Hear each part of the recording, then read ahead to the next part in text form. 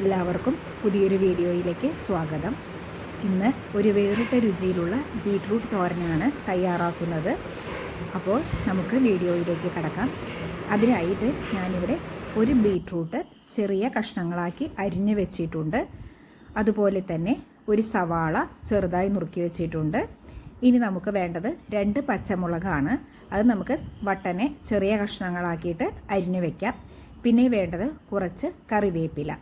ഇതെല്ലാം തയ്യാറാക്കി വെച്ചതിന് ശേഷം ഒരു ചട്ടി അടുപ്പത്ത് വെച്ച് ചൂടായി വരുമ്പോൾ നമുക്കതിലേക്ക് കുറച്ച് വെളിച്ചെണ്ണ ചേർത്ത് കൊടുക്കാം.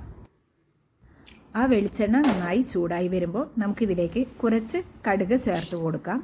കടുക് ഒന്ന് പൊട്ടി തുടങ്ങുമ്പോൾ നമുക്കിതിലേക്ക് ഒരു 1/2 ടീസ്പൂൺ ഉഴുന്ന് ചേർത്ത് കൊടുക്കാം.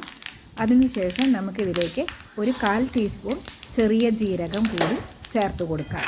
ഇതെല്ലാം കൂടി നന്നായി ഒന്ന് മിക്സ് ചെയ്തതിന് ശേഷം വേറല്ലി വെളുത്തുള്ളി നീളനെ ഒന്ന് കീറിയത് ചേർത്ത് കൊടുക്കാം. ഇനി ഇതിലേക്ക് നമ്മൾ അരിഞ്ഞു വെച്ചിരിക്കുന്ന പച്ചമുളകും കറിവേപ്പിലയും ചേർത്ത് കൊടുക്കാം. ഇതൊക്കെ ഒന്ന് മിക്സ് ചെയ്തതിന് ശേഷം നമുക്കിതിലേക്ക് സവാള അരിഞ്ഞു വെച്ചത് കൂടി ചേർത്ത് കൊടുക്കാം. ഇതിലേക്ക് കുറച്ച് ഉപ്പ് കൂടി ചേർത്ത് കൊടുത്ത് ഒന്ന് വഴറ്റിയെടുക്കണം. ഒരു മീഡിയം ലെവലിൽ ഇത് വഴറ്റിയെടുത്താൽ മതിയാകും. ഇപ്പോൾ നമ്മുടെ സവാള നന്നായി വഴണ്ടി വന്നിട്ടുണ്ട്. ഇനി ഇതിലേക്ക് നമുക്ക് അരിഞ്ഞു വെച്ചിരിക്കുന്ന ബീട്രൂട്ട് ചേർത്ത് കൊടുക്കാം. ഇനി ഈ ബീട്രൂട്ടിലേക്ക് നമുക്ക് 1/4 ടീസ്പൂൺ മഞ്ഞൾപ്പൊടിയും കുറച്ച് ഉപ്പ് കൂടി ചേർത്ത് കൊടുക്കാം. ഇനി എല്ലാം കൂടി നന്നായി മിക്സ് ചെയ്യുക. എന്നിട്ട് നമുക്കിത് വേവിക്കാനായിട്ട് വെക്കാം. ഇടയ്ക്കിടയ്ക്ക് ബീട്രൂട്ട് നമ്മൾ ഇളക്കി കൊടുക്കണം, അല്ലെങ്കിൽ അടി പിടിക്കും. കാരണം നമ്മളിതിൽ വെള്ളമൊന്നും ചേർക്കുന്നില്ലല്ലോ, അതുകൊണ്ട്. ഇനി ഇത് വെന്ത് വരുന്ന സമയം കൊണ്ട് നമുക്ക് ഒരു കൂട്ട് തയ്യാറാക്കാനുണ്ട്. അതുതന്നെയാണ് ഈ തോരൻ്റെ പ്രത്യേകതയും.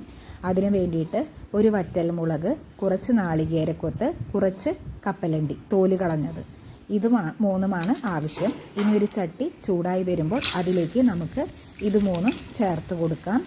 വെളിച്ചെണ്ണയൊന്നും നമ്മൾ ചേർക്കുന്നില്ല. വെറുതെ ലോ ഫ്ലെയിമിലിട്ടിട്ട് ഒരു 2-3 മിനിറ്റ് ചൂടാക്കി എടുക്കുക മാത്രമേ ചെയ്യുന്നുള്ളൂ.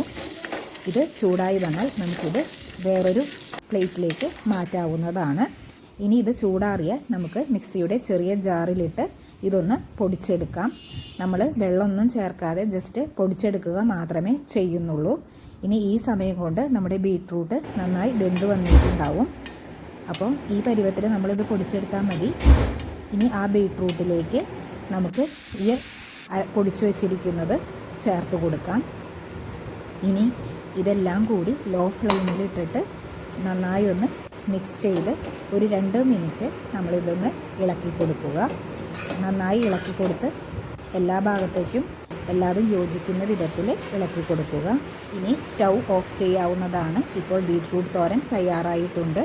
എല്ലാവരും ട്രൈ ചെയ്ത് നോക്കുക. തീർച്ചയായും പുതിയൊരു രുചി തന്നെയായിരിക്കും ഈ തോരന്.